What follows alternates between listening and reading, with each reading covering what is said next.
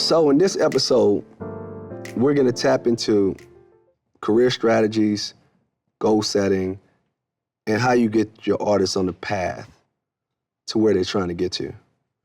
And that last part is kind of my beginning and what you need to do as a manager initially. You have to figure out your artist's ultimate goal so that you know how to draw the roadmap that leads to Destination X. This needs to happen as an overall strategy for the artist's brand and what they're going to look like in the business. And then there's also segmented parts of that where you go from album to album or project or anything that you're going to do. But it's also always good to have, this is my goal, this is where we are, how do I draw this map to get to that point? The first thing I do when I talk to an artist is, I pose the question, what do you want out of this? What is your vision? Because your career could look two different ways. The career of a superstar, like a Drake or a Lil Wayne or Nicki Minaj that we had, could look totally different than the career of the Roots. The artist's answer on what they want to do will give you the direction of how you need to build them up. Once you know the end goal of an artist, it's easier for you to connect the dots.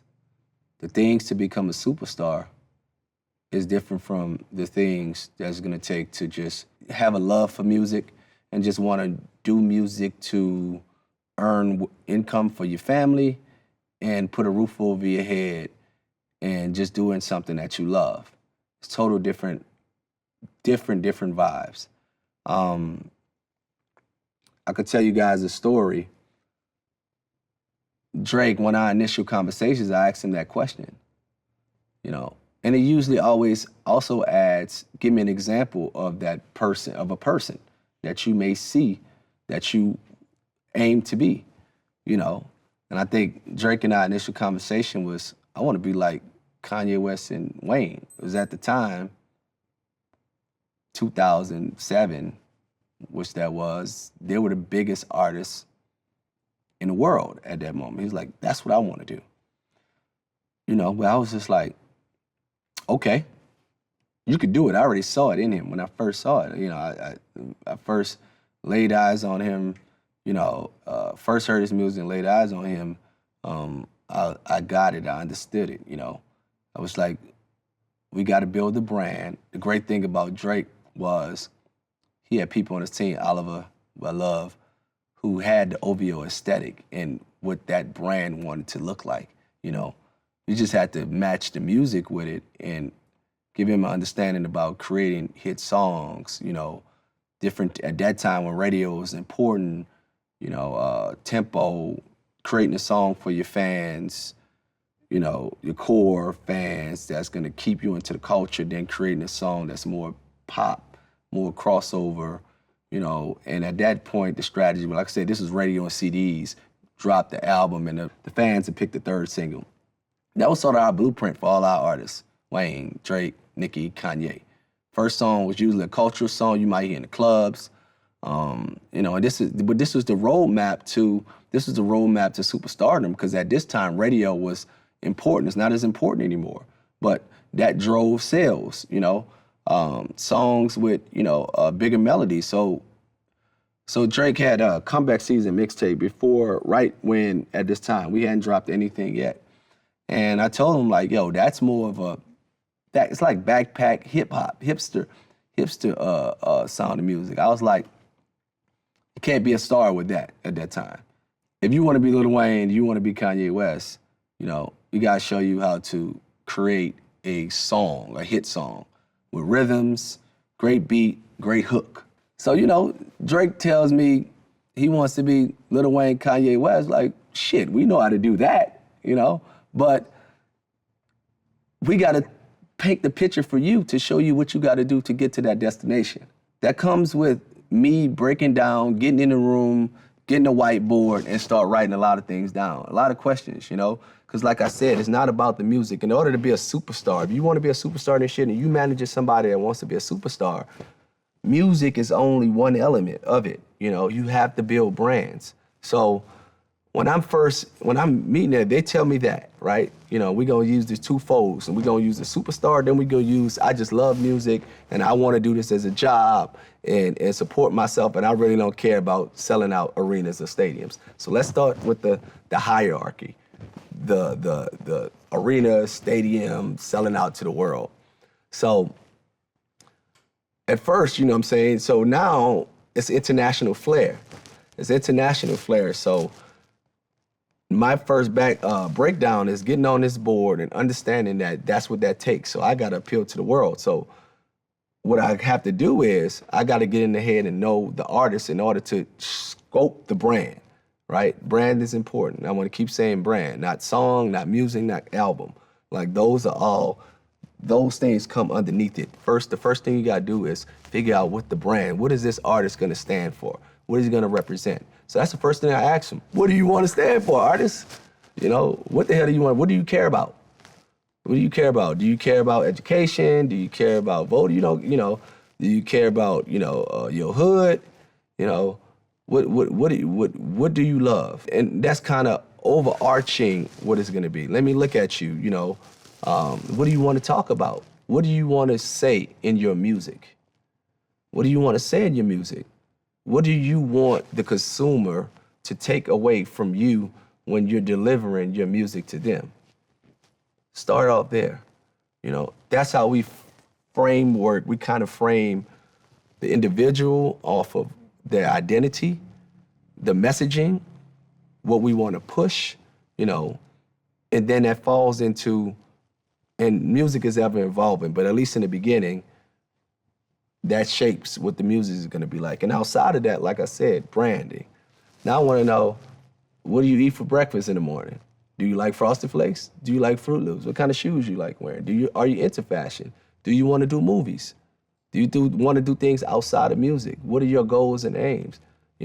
What are your hobbies? What do you do when you're not doing music? Because all those things, there's opportunity. Music is everywhere. Music is a universal language. There's music in everything. So there's opportunity in a whole lot of places. But we gotta, as a manager, you have to think that way. You can't just limit yourself to thinking that I'm about to do a great job to put a great album out or a great song out. If you wanna manage a superstar, if you wanna turn your artist into a superstar, you have to think big. There's a Kellogg's Frosted Flake commercial. There's music in that commercial some type of way, right? How can I get this product that my artists love and get in a room with Kellogg's and connect the dots?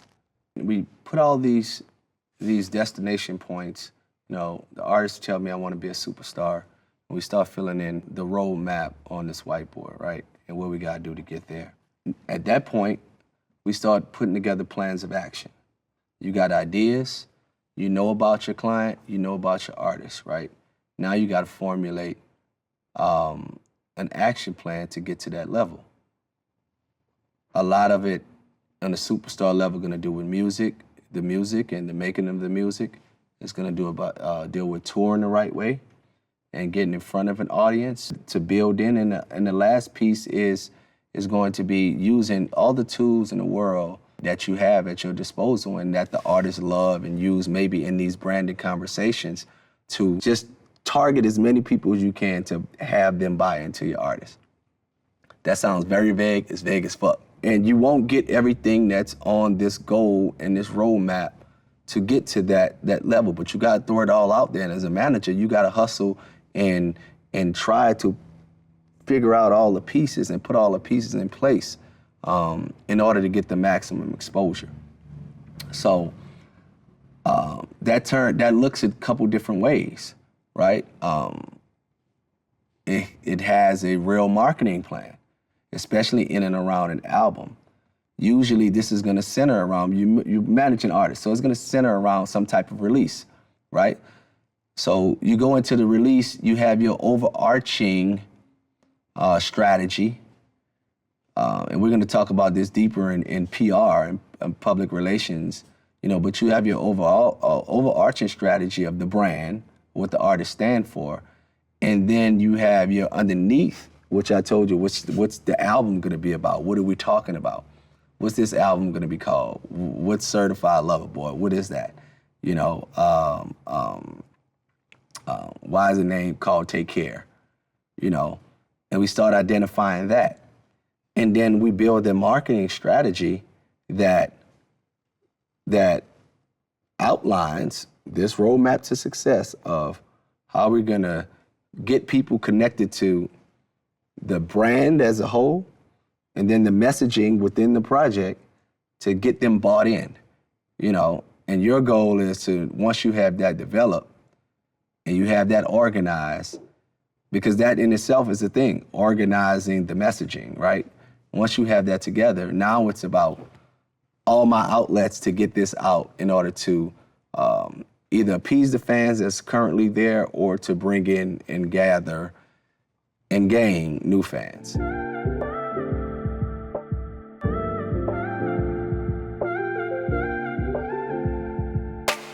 As we talk about branded albums, let me give Drake as an example, right?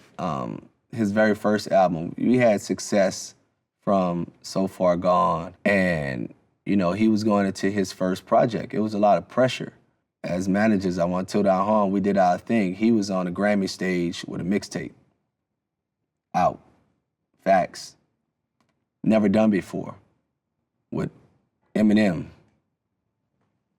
Lil Wayne, as a new artist. So, but those are things that came with, the relationships that we had. Let's talk about, all that was said to say that he had a lot of pressure on him, to release that initial project, even though he was confident in himself, that So Far Gone mixtape was crazy. So the idea was to conceptualize, what he wanted to get across in this first album. This is your debut project. What he wanted to portray based off of the music that he was doing was he knew that he still was new. And even with all that success, which I think he learned early on, and which a lot of artists learn early on in their career, is that, Biggie said, more money, more problems. Your haters only get bigger with the more success you come with, right? So the idea of Thank Me Later came from, hey, you may not catch it when I give you this, and that's okay. And that's okay, but I'm here, and I'm here to stay, and you're gonna thank me later when you finally catch up. Because I'm about to put out something that's way above your head, And that was the idea, I think the whole team knew that he was the best. The whole team knew that, was confident that Drake would be who we know Drake of as today. It wasn't going to be about, oh, he's only hot because he got a Young Money cosign, or, is he going to be here tomorrow? I knew he was going to be the best, to do it. I don't want to be here talking in these courses and kind of having these overarching ideas of goal setting and sort of, what it is as far as roadmap without giving tangible examples. And I want to try to do that through either the narratives in these classes, either through the narratives of my past experiences or things that y'all could point at and tap into right now as you're watching this. So one of the last artists I've been working with and been tied to for the last couple years, her name is Akbar V. Met her a couple years ago and fell in love with her personality, and I had one of these goal-setting meetings. What's your ultimate goal? I got her ultimate goal. I saw what she was. She explained to me, everything about her, learned about her family, learned about what she liked, what she don't like, and I saw her strengths. I saw that niche that I was gonna target to kind of stand out, and that was her personality, and I told her, although we got this ultimate goal, because Nikki's one of my all-time favorites, she wanted to be a superstar. I was like, we have this ultimate goal at the end, but let's set realistic goals and benchmarks to help grow to that moment, you know? And I was like, let's just start it there. And with her, since her personality was so strong, I felt that we should do everything as I was directing that map to reach these goals, you know. I was like, the first step, this first benchmark that we gotta hit is having people love you for who you are. I wanna get people to love you for you. Because if they know you and they know your story, once we drop the music, then, you know, they're gonna wanna support you. Just because of her story. Mom died as an early teen. She was on the streets, had 5 kids, got shot in the head, like in the streets heavy, you know, and trying to do everything in her power to get her kids back and live a better life, you know, live a better life, because she knew she had this talent. She knew she always could rap, but didn't have nobody to help her get there. So I could have started with the music just because she got bars, she could spit, right? To help get to that goal. But like I said, you gotta set these marks to get to these goals, right? And I knew that I wanted to start with, I need to make people love you for you. And that's what we were gonna paint. And this is probably 2 years ago now, and it's hitting. And like I said, this is not a business where things can happen overnight either, you know? That plan started as a short plan for people getting to know it, but it ended up turning into a long plan based off of opportunities we was able to put in place to reach that first set of goals, right? And that happened. She was on Love and Hip Hop Atlanta. People started loving it there. And I told her, you know, your social media, like make people feel like they know you, like they want to know you. And she did that, and she did her part, you know? So at a certain point, I was like, okay, now it's time for music. And we just started rolling out the music, and just what I thought was gonna happen. The great thing about it is, and I tell her how to measure up. You know, you wanna measure up a goal, see if you're being successful, right? I was like, what we wanna gather from this first set of opportunities is you want to make sure that, you know, you reach a certain benchmark. And that benchmark for her was, I want to grow your fan base. I want people to love you and see people follow you and follow you just because they fuck with you. And that's what happened. And we did that. And I was like, now it's time to deliver the music. If we reach this goal and you get people to buy into you because of they just love your personality and love you, when the music hits, it's gonna pop.